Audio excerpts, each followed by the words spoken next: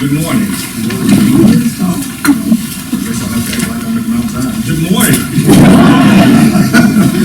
I know it's a Monday, but it's still good to be in the house of the Lord here at Austin Graduate School of Theology. Thank you, President Reed, so much for this opportunity to be here. Thank you to the faculty, to the staff, to all the students who are present.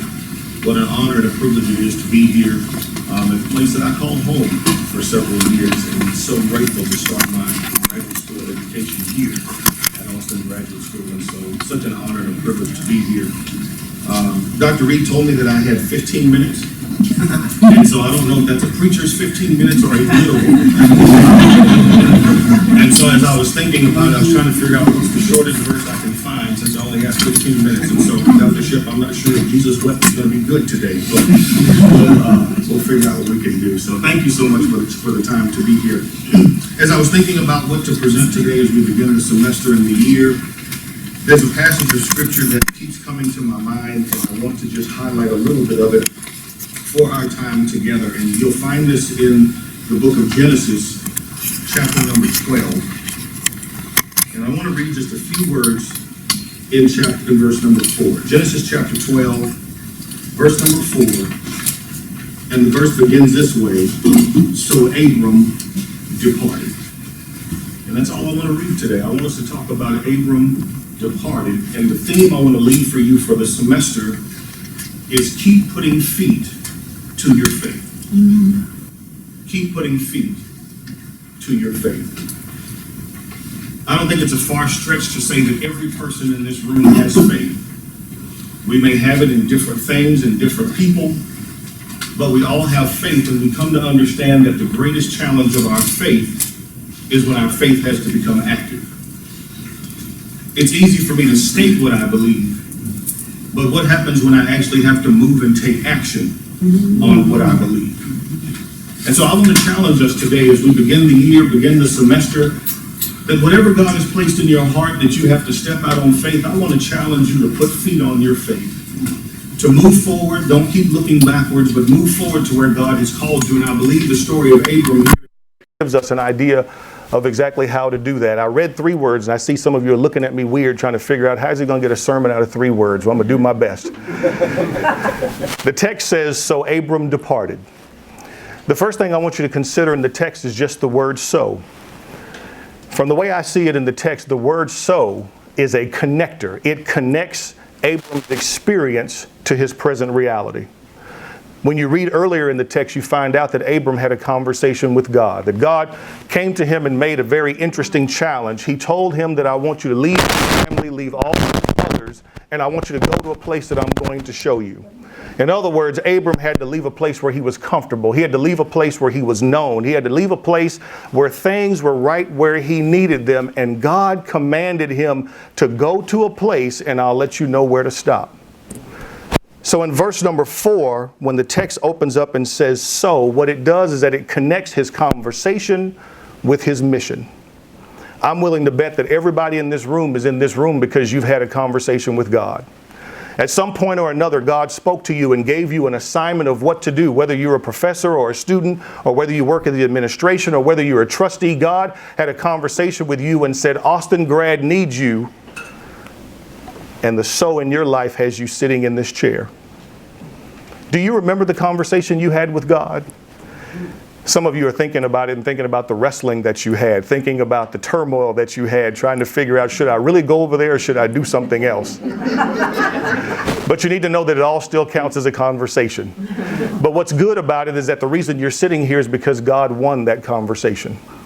And so even here in the text, as Abram is given an assignment, the text tells us that after the assignment, Abraham moved. Now, what I like about the text is that the so gives us the reason for why Abram is where he is. But next, I just want to spend a moment to just look at his name so we can think about Abram's reality. Think about it this way. Abram is comfortable. He's with his family. He's with his wife. He's in a place where he's grown up. And all of a sudden, God says, move to a place and I'll let you know when to stop. The amazing thing about it is that when God calls us to a mission, most of us don't know that he has already prepared us to do it. God tells Abram to go to a place where I'm going to show you and I'm going to make you the father of many nations. I've learned that if you look at the name Abram, the name actually means exalted father. Now, how unusual is that for God to call him exalted father and his wife is barren, unable to have children? How is it that God would refer to him as Abram, one who is going to be the father of children, and yet there appears to be no way possible for him to fulfill even the name that God has given him? I've come to learn that the difference between me and God is that I look at probabilities and God looks at possibilities. And I want to encourage you this semester as you move forward in school, as you move forward on the mission of Austin Grad, to not just count the probabilities, but focus on the possibilities. Because if you were to count the numbers, many of us would have stayed at home this semester. If all of us were to look at our schedules and determine, how am I going to do that? How am I going to be 3 places at once? How am I going to study and work and be with my family and support my children and do all those things? The probability says that it cannot be done. But with God, as long as there's a possibility, then God says that he can fulfill that. And so that's why I'm intrigued by this text, because the text says that Abram, by his name, he's the father, he's the exalted father. So God is already calling him who he's going to be. I would imagine that there are some of you here who are students and you can't imagine what it'll be like to walk across the stage at the church when you graduate. But you need to know that if God called you to be here, he's already calling you a graduate. You need to know that wherever you are in life, those who are professors, those who are administrators, God is already preparing you to fill and to give knowledge to the current generation so that they may go forth and make changes in the world. I enjoy my conversations with Jim. I didn't tell him I was going to use him today, but I enjoy my conversations with him because Jim is one who looks at possibilities. Every time I talk to him and we talk about fundraising and we talk about money and where can we get it from for the school, he's not talking about probabilities. But he says that if you give me the possibility to talk to someone, God will make it happen.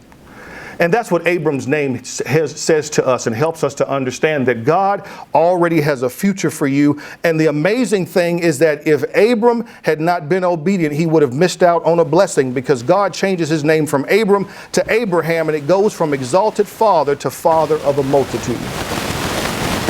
And that actually goes into the last part I want to share with you. It ties into that, is that the text says, so Abram departed. None of us would have faulted Abram if he would have looked at God and said, I don't know where you're trying to send me. I don't have time to go anywhere. I don't know what all this is about. What do you mean stop when I get there? You got to tell me where we're going. The GPS needs to have a destination on it. None of us would have been mad if Abraham would have said, God, that just doesn't make any sense. When you figure out where I'm going, then that's when I'll head out. But the text doesn't give us that indication. The text says, so Abram departed. Just like so many of us in here who have acknowledged a calling from God, we may have questioned for a moment, but at some point we had to put feet to our faith and begin walking in the direction that God had for us. I don't believe any of us in this room know exactly where God is going to leave us at the end of the journey, but I hope and pray that you're enjoying every step that God walks with you throughout. And so here's what Abram does. Abram's response is that he departs. In the text, the word depart is a word that means to us to walk, to carry away, or to pursue. And I like that word because it's an active word. Abram could have said, sure, God, I'll go, and went back and sat on the couch. But the text says he quit arguing and he departed. What did he do? He walked with God, side by side. He walked on the journey not knowing where he was going, not knowing where the destination was, but yet he kept on walking. The text says he departed, which means he carried away. That means that all that God told him to carry, he put it in his pocket. I guess they had pockets. He put it and assembled it. And with his wife and family, he moved forward in his journey. But the last part of that, it says it's a word that means to pursue. I want to challenge each of you to keep pursuing whatever God has for you at the end of the journey. Don't become complacent with where you are now, but know that God has more for you over the horizon. And it's good that Abram decided to pursue, because we find out that where God had him was the place of Haran, which is a word that means to be parched or dry. But he was walking him toward Canaan, which is a place that means bended knee and a place of humility. Why is it so hard for us to go to Canaan? is because we have to be prayerful and we have to be humble to know that God knows better than we do. But yet and still, the text says that Abram departed. My hope for each of us today is that as the semester begins, as the school year goes forward, that we walk forward in faith. I'm not saying that you should ignore the past, the lessons that you've learned, the things that you have experienced, but in order for us to be successful, we have to keep looking forward and put feet to our faith. It's one thing for us to say how much we love Austin Grad. It's one thing for us to say how proud I am to be a student and an alum, but what am I doing to put feet to my faith? It's one thing to say that I'm excited to be a student. It's one thing to say that I'm learning from the classes that I'm taking. But what does it mean to put feet to my faith? And that means to share with those I encounter on the streets. That means to share with those in the churches where I serve. What does that mean? To go forth and to tell people about the hidden gem of Austin Grad that we have right here on Guadalupe Street. My encouragement to each of us today is that even though it may be cloudy and even though you may not understand it, put feet to your faith and keep walking forward. There's a song that's growing on me, and it's a song by the name, it's called Symphony. And I love the chorus of the song because the song says that even in the madness, there is peace. It drowns out the voices all around me. Through all of the chaos, it says, you are writing a symphony. And when we really think about it, although we don't understand everything that God is moving and maneuvering in our lives, how beautiful and poetic is it to think that God is writing a symphony around us? How beautiful is it to know that everything that goes on around you, God is orchestrating it as he stands as a conductor on the platform. And at one moment he points for the tubas to play. At another moment he points for the violins to play. At another moment he points for the timpanis to play. But all of it is a beautiful symphony that surrounds what you and I call life. And so this morning as we move forward, I just want to encourage you to keep putting feet to your faith. Life will be challenging, life will be difficult. But if God called you, God has also prepared you. Amen? Thank you.